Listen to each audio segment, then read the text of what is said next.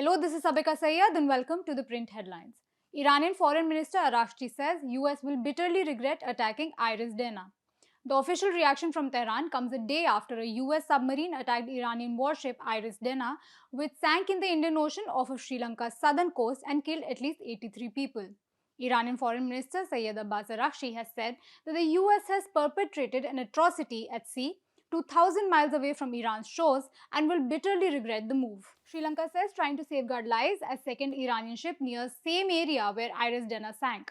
Sri Lanka is trying to safeguard lives on another Iranian ship off its coast, its cabinet spokesperson says, after an attack by the United States on an Iranian frigate killed more than 80 people and left dozens missing.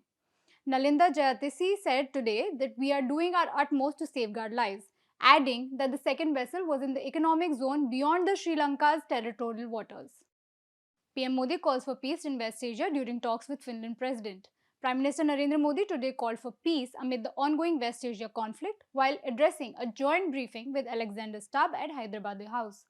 During the briefing, Modi emphasized that India and Finland share common values in global affairs, stating that both countries believe in the rule of law, dialogue, and diplomacy. Prime Minister Narendra Modi spoke with French President Emmanuel Macron today about tensions in West Asia. The Prime Minister posted on X saying they discussed shared concerns over the evolving situation in West Asia and the need for a return to dialogue and diplomacy. He said, "We will continue to engage closely and coordinate efforts towards the early restoration of peace and stability in the region." External Affairs Minister S. Jaishankar speaks with Iranian counterpart Abbas Araghchi amid West Asia tensions. S. Jaishankar said he held a telephonic conversation with Iranian Foreign Minister Araghchi this afternoon. India has offered condolences on the death of Iranian Supreme Leader Ayatollah Ali Khamenei, with Foreign Secretary Vikram Misri signing the condolence book at the Iranian embassy in New Delhi today. Congress criticizes Modi government's silence on US-Iran conflict. A day after a US submarine torpedoed and sank an Iranian warship off Sri Lanka's coast, the Congress today said it was shocking that there had been no response from the Modi government. Congress General Secretary Jairam Ramesh claimed that never before had the Indian government appeared so timid and fearful. India rejects claims of US using its post against Iran. The Ministry of External Affairs today dismissed claims that the United States was using Indian naval bases to attack Iran. Former US Army Colonel Douglas McGregor had alleged that the US Navy was launching strikes from Indian ports. The MEA turned the comments baseless and fabricated and urged caution against misinformation.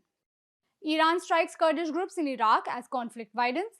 Iran said today that it had targeted Kurdish groups in Iraq opposed to the revolution, warning separatist groups against taking advantage of the ongoing war. The strikes reportedly killed a member of an exiled Iranian Kurdish group. Hezbollah vows to confront Israel-US aggression. Hezbollah leader Naim Qassem said the group would confront Israeli-American aggression and would not surrender despite the imbalance in capabilities. The remarks came in his first speech since Hezbollah launched rockets towards Israel and Israel began bombing Lebanon. The conflict continues to widen across the region. US Senate Republicans block effort to halt Iran war. Republicans voted down a war powers resolution seeking congressional approval before further military action against Iran. The vote failed 47-53, largely along party lines. The resolution highlighted growing debate in Washington over the escalating conflict. Ships anchored after tanker blaze in Strait of Hormuz. Ships across parts of the Gulf have slowed after an oil tanker caught fire in the Strait of Hormuz, following an Iranian missile strike on March 1. Several vessels remain anchored amid escalating tensions in the region. Indian crew members aboard ships have expressed safety concerns. Spain rejects US claim of military cooperation on Iran. Spain reiterated that it would not support US military operations against Iran. Prime Minister Pedro Sanchez said Spain would not be complicit in actions harmful to global stability. The disagreement has widened tensions between Washington and Madrid. Bihar CM Nitish Kumar files nomination for Rajya Sabha polls. Bihar Chief Minister Nitish Kumar confirmed on social media today that he seeks to become a member of the Rajya Sabha in the elections being held this time. All eyes now are on who would become the next Chief Minister of the state and what role Mr. Kumar's son Nishant Kumar might play in Bihar politics. 3 suspended Congress MLAs joined BJP ahead of Assam polls. Kamalakhya De Purkhasta, Basanta Das and Sashikanta Das joined the BJP in Guwahati today. They were welcomed by State BJP President Dilip Saikia and Union Minister of State Pabitra Margarita ahead of the assembly elections. Party leaders said the move reflected growing support for the BJP's ideology. China lowers growth target to 4.5 to 5% amid global uncertainty. China today lowered its GDP growth target to 4.5 to 5% for the year, lowest ever since 1991. Premier Li Qiang announced the goal at the opening of the National People's Congress in Beijing. The decision reflects global tensions, the US Iran conflict, and domestic economic challenges. Carney urges Canada Australia alliance against great power dominance. Canadian Prime Minister Mark Carney called on middle powers like Canada and Australia to cooperate more closely amid rising geopolitical tensions. Speaking in Canberra's parliament, he said such countries must help shape global rules for security and prosperity. The visit aims to deepen strategic and economic ties between the two nations. Nepal records about 40% turnout in early polling. Around 40% voter turnout was recorded by 3 p.m. in Nepal's parliamentary elections. More than 18.9 million voters are eligible to elect the 275-member House of Representatives. The election was called 2 years early following the Gen Z protests.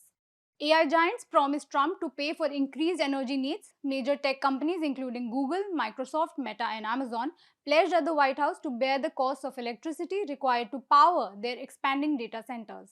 The agreement aims to prevent rising energy bills for households and small businesses. Palantir faces challenges removing Anthropic from Pentagon AI software.